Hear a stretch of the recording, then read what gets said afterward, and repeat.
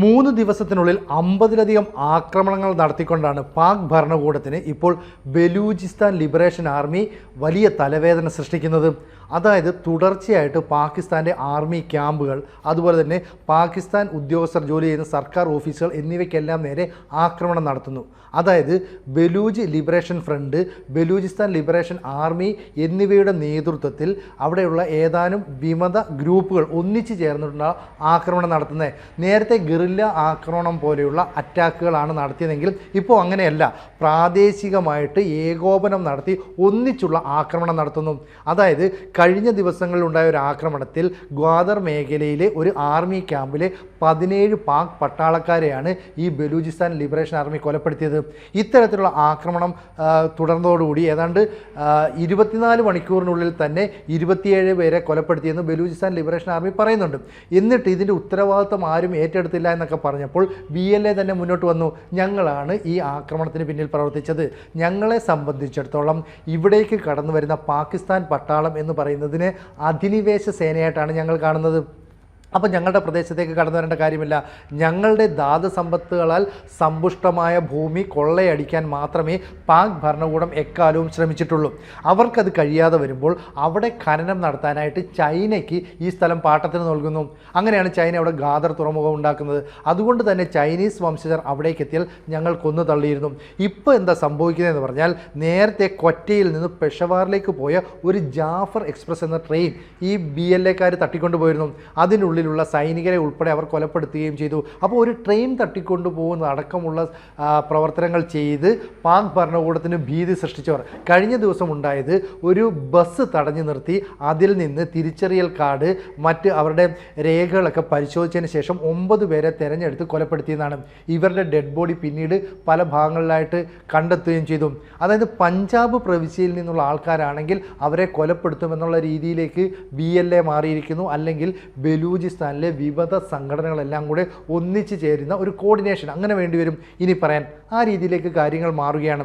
അപ്പോൾ ഒരു ബസ്സല്ല തടഞ്ഞു നിർത്തിയതെന്നും, ഒന്നിലധികം ബസ്സുകൾ തടഞ്ഞു നിർത്തി അതിനുള്ളിലുള്ള മുഴുവൻ ആളുകളുടെയും രേഖകൾ പരിശോധിച്ച് പഞ്ചാബുമായി ബന്ധപ്പെട്ടതോ അല്ലെങ്കിൽ സർക്കാർ ഉദ്യോഗവുമായി ബന്ധപ്പെട്ടതോ ആയ ആൾക്കാരാണെങ്കിൽ അവരെ തട്ടിക്കൊണ്ടുപോവുക, കൊലപ്പെടുത്തുക, ഇതൊക്കെയാണ് ഉദ്ദേശിക്കുന്നത്. അതായത് ഇവരുടെ പ്രധാന ലക്ഷ്യം എന്ന് പറയുന്നത് വംശീയമായ കൊലപാതകം നടത്തുക, എന്നിട്ട് കൊല്ലപ്പെടുന്നവരുടെ എണ്ണം കൂട്ടുക. അപ്പോൾ മൃതദേഹങ്ങളുടെ എണ്ണം കൂടി വന്നാൽ പാക് ഭരണകൂടം പേടിക്കും, ഞെട്ടും. ഇതാണ് ബലൂചിസ്ഥാൻ ലിബറേഷൻ ആർമിയുടെ ഒരു പ്രഖ്യാപിത നയമെന്നാണ് മനസ്സിലാകുന്നത്. അപ്പോൾ സുഹ്റബ് ജില്ലയിലെ ഗ്വാദർ മേഖലയിലെ ആർമി ക്യാമ്പിലേക്ക് ആക്രമണം നടത്തിയതോടെ സമീപത്തുണ്ടായിരുന്ന പട്ടാള ക്യാമ്പുകളിൽ നിന്ന് പാകിസ്ഥാൻ ആർമിയിൽപ്പെട്ട ഉദ്യോഗസ്ഥർ ഓടി രക്ഷപ്പെടുന്നു. അപ്പോൾ ഒരു വിമത സേനയെ പേടിച്ചുകൊണ്ട് പാകിസ്ഥാൻ ഭരണകൂടത്തിൻ്റെ നിയന്ത്രണത്തിലുള്ള പട്ടാളത്തിന് അവിടെ നിൽക്കാൻ കഴിയുന്നില്ല എന്ന് പറഞ്ഞാൽ ബലൂചിസ്ഥാൻ ലിബറേഷൻ ആർമി കൂടുതൽ ശക്തി ആർജിക്കുന്നു എന്നാണ് മനസ്സിലാക്കുന്നത്. അവർ പറയുന്നത്, ഞങ്ങൾ പോരാട്ടത്തിൻ്റെ അടുത്ത ഘട്ടത്തിലേക്ക് മാറുകയാണ്. ഇനി ഞങ്ങൾക്കൊരു തിരിച്ചുപോക്കില്ല, ഞങ്ങൾ അന്തിമമായ ലക്ഷ്യത്തിലേക്ക് അടുക്കുകയാണ്. അപ്പം പോരാട്ടത്തിൻ്റെ ഒരു രീതി മാറി, ഗറില്ല യുദ്ധമുറ മാറ്റി ഞങ്ങൾ ഏകോപിച്ചുകൊണ്ട് ഏകോപനം നടത്തിക്കൊണ്ട് പ്രാദേശികമായ ആക്രമണങ്ങൾ നടത്തുന്നുണ്ട്. അതായത് റിമോട്ട് നിയന്ത്രിത IED സ്ഫോടനം വരെ ഇവർ നടത്തിയെന്നാണ് ഇപ്പോൾ BLA അവകാശപ്പെടുന്നത്. പാകിസ്ഥാൻ ഇതിനെ എങ്ങനെ പ്രതിരോധിക്കുമെന്ന് അറിയില്ല. കാരണം ഇപ്പോൾ പുറത്തു വരുന്ന വിവരമനുസരിച്ചും പാകിസ്ഥാൻ ഹെലികോപ്റ്ററിലെത്തി BLA-ക്ക് സ്വാധീനമുള്ള മേഖലകളിലേക്ക് ആക്രമണം നടത്താൻ ശ്രമിക്കുന്നു, ആക്രമണം നടത്തി എന്നൊക്കെയുള്ള സ്ഥിരീകരിക്കാത്ത റിപ്പോർട്ടുകൾ പുറത്തു വരുന്നുണ്ട്. എന്തായാലും പാകിസ്ഥാൻ്റെ ആർമിയുടെ നിയന്ത്രണത്തിലുള്ള 20 സൈനിക ക്യാമ്പുകൾ തകർത്തു എന്നുള്ള വിവരം പാക് ഭരണകൂടം ഔദ്യോഗികമായി വ്യക്തമാക്കിയിട്ടുണ്ട്. അപ്പോൾ ഇന്ത്യയുമായുള്ള പ്രശ്നം, അതായത് പഹൽഗാമിലൊരു പ്രശ്നം ഉണ്ടാക്കുന്നു, ഓപ്പറേഷൻ സിന്ദൂർ നടത്തുന്നു, നമ്മൾ ശക്തമായ തിരിച്ചടി നടത്തി എയർ ബേസുകൾ, അതുപോലെ തന്നെ അവരുടെ ഭീകര പരിശീലന ക്യാമ്പുകളൊക്കെ തകർത്തു. അതിനുശേഷം സിന്ധു നദീജല കരാറുമായി ബന്ധപ്പെട്ട് വലിയ പ്രതിസന്ധി സൃഷ്ടിച്ചു. അങ്ങനെ പഞ്ചാബ് സിന്ധു മേഖലയ്ക്കുള്ളിൽ തന്നെ ആഭ്യന്തര കലാപം ഉണ്ടായിക്കൊണ്ടിരിക്കുകയാണ്. ഇതിനിടയിലാണ് ബലൂജ് മേഖലയിൽ വലിയ പ്രതിസന്ധിയും പ്രശ്നവും ഉണ്ടാക്കി അവർ രംഗത്ത് വരുന്നത്. അതായത് 20 സൈനിക ക്യാമ്പുകൾ തകർക്കുന്നു, ഏതാണ്ട് 27 മുതൽ 30 വരെ സൈനികർ കൊല്ലപ്പെട്ടു എന്നുള്ള വാർത്തകൾ പുറത്തു വരുന്നു. ഇനി ഏതെങ്കിലും കാരണവശാൽ പാക് ഭരണകൂടത്തിൻ്റെ അധികൃതർ ബലൂജ് മേഖലയിലേക്ക് വന്നാൽ അതിനെ അധിനിവേശ ശക്തിയായിട്ട് കണ്ടുകൊണ്ട് ഞങ്ങൾ അവരെ തീർത്ത് കളയും, കൊലപ്പെടുത്തും. കാരണം യുദ്ധമുറയുടെ അടുത്ത ഘട്ടത്തിലേക്ക് ഞങ്ങൾ നടന്നു കയറുന്നു എന്നാണ് അവർ അവകാശപ്പെടുന്നത്. അപ്പോൾ വലിയ വിഭവ ചൂഷണമാണ് ബലൂജിൽ നിന്ന് ഇത്രയും കാലം അവർ നടത്തിക്കൊണ്ടിരുന്നത്. അതായത് പാക് ഭരണകൂടവും നടത്തി, ചൈന ഉൾപ്പെടെയുള്ള രാജ്യങ്ങൾക്ക് അതിനുള്ള അവകാശവും നൽകി. മാത്രമല്ല പരമ്പരാഗതമായി അവിടുത്തെ ജനങ്ങൾക്ക് ലഭ്യമാകേണ്ട തൊഴിൽ തട്ടിയെടുക്കാനായിട്ട് ഈ ആർമി ശ്രമിക്കുന്നുണ്ട്. അപ്പോൾ ഇവിടെ നിന്ന് ലഭിക്കുന്ന ധാതു സമ്പത്തുകളെല്ലാം തന്നെ ചൂഷണം ചെയ്തുകൊണ്ട് പഞ്ചാബ് സിന്ധു മേഖലയുടെ വികസനത്തിനായിട്ട് അത് ഉപയോഗപ്പെടുത്തുന്നു. എന്നിട്ട് ഈ പറയുന്ന ബലൂജ് മേഖലയെ പാക് ഭരണകൂടം പൂർണ്ണമായിട്ടും അവഗണിക്കുകയാണ്. വികസന മുരടിപ്പാണ് അവിടെ ഉണ്ടാകുന്നത്. അപ്പോൾ നിർബന്ധിത തിരോധാന ഉൾപ്പെടെ നടത്തിക്കൊണ്ടാണ് പാകിസ്ഥാൻ ആർമി തിരിച്ചടിക്കുന്നത്. ഇവർ നേരത്തെ നടത്തി നമുക്കറിയാം ഹീറോസ് 2.0 പോലെയുള്ള സൈനിക നടപടികൾ അവിടെ ഏർപ്പെടുത്തി. അങ്ങനെ അവിടെ നിന്ന് നിരവധി പേരെ തട്ടിക്കൊണ്ടുപോയി യുവാക്കളെ അടക്കം കടത്തിക്കൊണ്ടു പോകുന്ന സംവിധാനങ്ങളൊക്കെ പാക് ആർമി ചെയ്തിരുന്നു. ആ സമയത്ത് 27 ബലൂജ് പോരാളികളെ തങ്ങൾ കൊന്നുവെന്ന് പാകിസ്ഥാൻ ആർമി അവകാശപ്പെട്ടു. അതിനുശേഷം ഒരു വലിയ കലാപമുണ്ടായി. അടിച്ചമർത്തൽ അങ്ങോട്ടും ഇങ്ങോട്ടും ഉണ്ടായപ്പോൾ നിർബന്ധിത തിരോധാനമുണ്ടായെന്നും സിവിലിയൻ ആക്രമണങ്ങൾ ശക്തമായെന്നുള്ള കാര്യം നമുക്കറിയാം.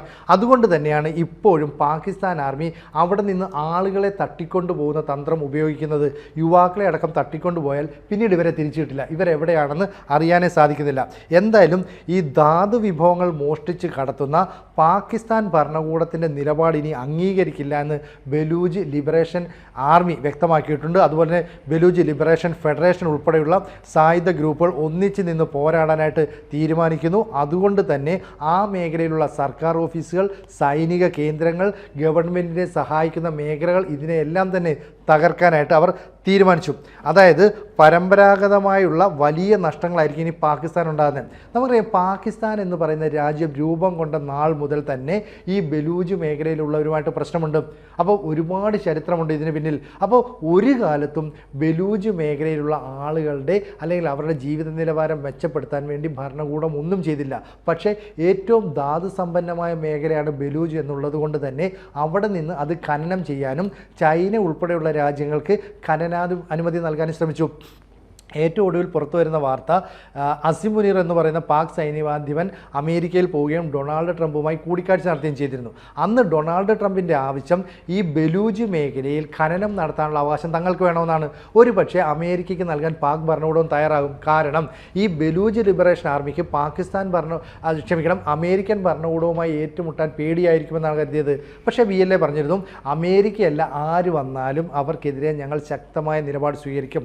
ഞങ്ങൾക്ക് ബലൂജ് ഒരു സ്വതന്ത്ര മേഖലയായി മാറുന്നതിനോടാണ് താല്പര്യം. അതിന് തടസ്സം നിൽക്കുന്നത് ഏത് രാജ്യമായാലും ഏത് ആർമിയായാലും അവരുമായിട്ടൊരു യുദ്ധത്തിന് ഞങ്ങൾ തയ്യാറാണ്. അപ്പോൾ പാകിസ്ഥാനിൽ ഒന്നിനു പുറകെ ഒന്നായി തലവേദന ഉണ്ടാക്കിക്കൊണ്ടിരിക്കുന്ന സംഭവ വികാസങ്ങളാണ് നടന്നുകൊണ്ടിരിക്കുന്നത്.